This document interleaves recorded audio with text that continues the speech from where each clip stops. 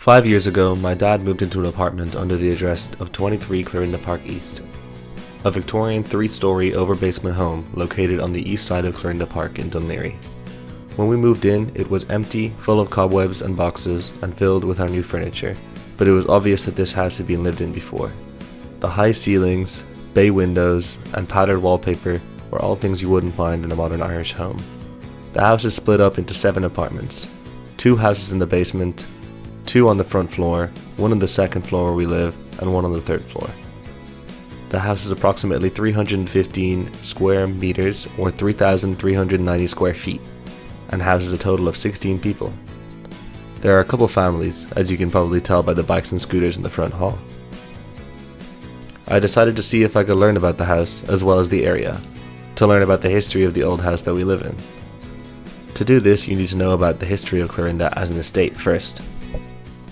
I interviewed Pat, a long-time resident of 23 Clarinda Park East, whose connection to the neighbourhood spans over a quarter of a century. 26 years. Yeah, I live in Clarinda. I have my own scaffold, and I paint all the fronts and backs of any house. Sometimes I've painted all the houses on this road except 1 or 2, and a lot of them for the second time around in the last 10 or 15 years. Since he's been around the neighbourhood for so long, he knows the history of the area quite well. He even told me about the naming of the estate. I know why it's called Clarinda Park. The landlord in that big Clarinda house had a daughter called Clarinda, and he named the square, when he was building the houses around here, he named the square after his daughter. I researched this after the interview, and it turns out he's actually correct, but there's more history to it. Prior to the construction of the harbour at Dunleary, formerly Kingstown, there was very little development in the Clarinda Park.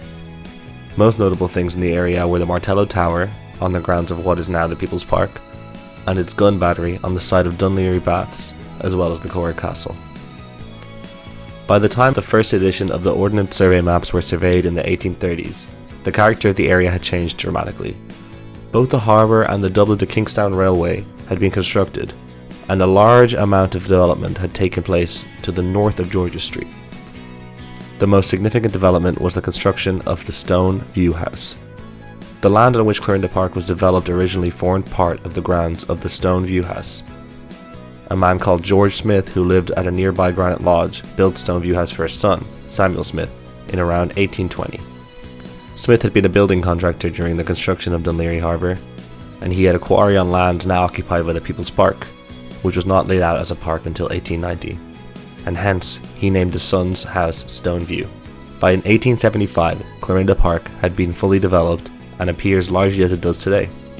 Stone View, built by George Smith, was later renamed Clarinda Park House by Mr. P.W. Bryan, a wealthy wine merchant and landlord, who developed Clarinda Park between 1849 and 1870.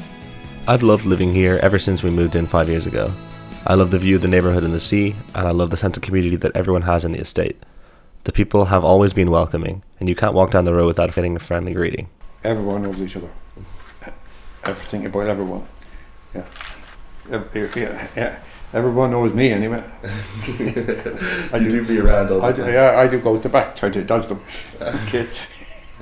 I do go to the back, somebody when we're walking down to the pub for a pint, I go to the back. This documentary has also given me more of a sense of connection to the past, knowing that this house has been witness to nearly 200 years of family life. It's given me a sense of being a small part of history and tradition in this small corner of Dunleary. I asked Pat for any stories he had about the house, and he gave me insight into the trouble of working on a house that's so old. A year or so after buying this house, me and my son, my eldest son, he used to work with me that time on Saturday. He was a young fella. And the ground went for Mum's room, and we opened it up. He nearly a round well built with 3 big 2-inch copper pipes going up out of it. It was 40 foot down, and apparently them copper pipes ran to a pump that you pumped up the water from the well. And apparently there was another one down the road in number 14 or 15, another well down the road. But mine is still out there covered in my well. It was built in a circle with small granite stones. We opened it up and it was 40 foot deep, and the last 15 foot was all water. Wow. If he fell into it, he was gone.